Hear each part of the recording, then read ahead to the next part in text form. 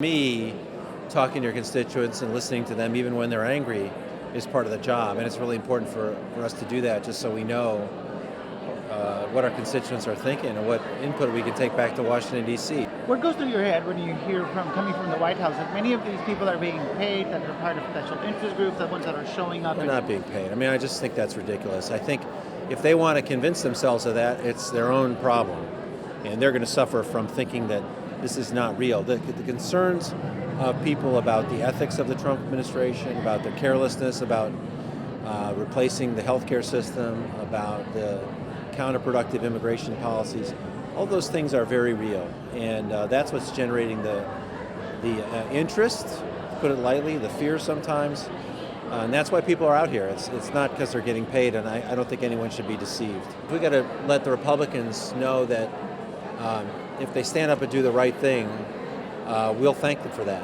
And if they don't, then they'll be held to account for it. But they know better. They know that this immigration policy is not Republican. Turning the country over to Putin and Russia is not what a lot of veterans fought for. Busting the federal budget is not a Republican principle. And when Donald Trump tries to do all those things, we got to get Republicans who know better to stand up and say, that's not us. Congressman, when you say that Trump has handed over the country to Putin, could you be a little more specific about what you think is going on? Do you think Putin is literally orchestrating U.S. foreign policy at this point? I have no ability to say that, but that's why we need an investigation. So what we do know is that. But you said the country's been handed over to Putin. So what did you mean by that? What we do know is that the Russians had a relationship with the Trump campaign, and we also know that Mr. Trump has been an advocate for relieving sanctions, even after we know they interfered with our campaign. So I would like to know, and I think the country would like to know, why is Mr. Trump being so soft on Mr. Putin right after they've assaulted the very bedrock of our democracy? And that's what I want to find out. I think we should be much more bipartisan and are interested in investigating that. I support not only congressional investigations, but a bipartisan 9/11 style independent commission that would look after this and find out what the relationship is. But you said the country's been handed over to Putin. Is that a little bit of an alarmist interpretation, would you say?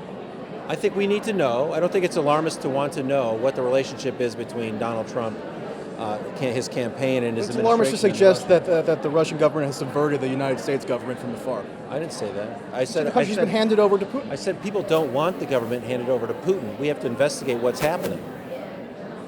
So you don't think the country's been handed over to Putin? I think we have to I say it again. I think we have to investigate what the relationship is between the Russians and the Trump administration, and I hope we find out that it's nothing. I hope he just sincerely wants to be friends with Russia for no underhanded reason. But given that Russia was so instrumental in interfering with the election, I think we ought to find out what the relationship is. So you prefer that Trump adopt a more belligerent posture toward Russia, which is a nuclear-armed power? I think it is inappropriate to relieve Russia from sanctions after they have interfered in our elections and our free elections. Congresswoman, how as a minority can you go to Capitol Hill and try to get work done for what your constituents want? Well, I think we have a microphone. We have times that we can go on the floor. But more than that, we have colleagues that we can work with.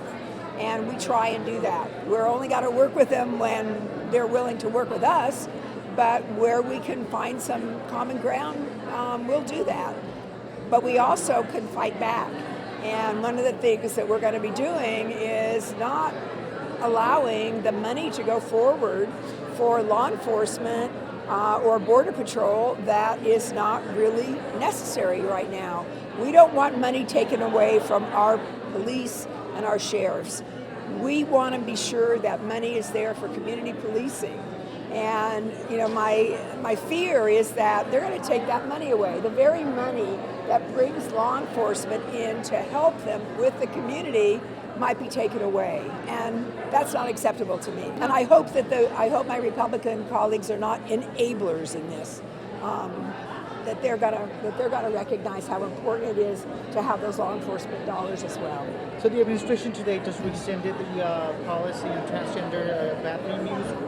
Your reaction to it? Well, I'm certainly a supporter of allowing people to go by the gender identities that they choose. And I think that it's a shame that that happened. We had some indications that in fact there was some push even from the family on these issues, but apparently that's not the direction that they're going. Again, I think people have to push back. They have to tell their stories. They have to get in the way, as people are doing here today, in the words of my colleague and civil rights icon John Lewis. Congressman, a number of your colleagues have called for investigating President Trump's alleged ties to Russia to be high on the list of priorities going forward. Do you see that as a top priority? Absolutely. I think we need bipartisan, independent inquiry and commission, whatever you want to call it, investigation to hold them accountable, to see, what's there and how they have been influenced by that and also influenced in their way.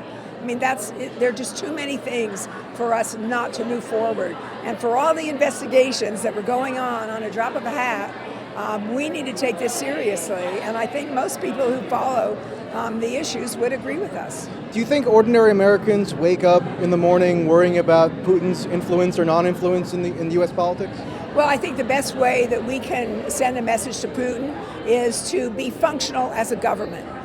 To not look as if things are not going well here, and that's why this is important. I think this is important for the Russian government and Putin to see that people are energized, engaged, and probably nothing has done that as much as this administration.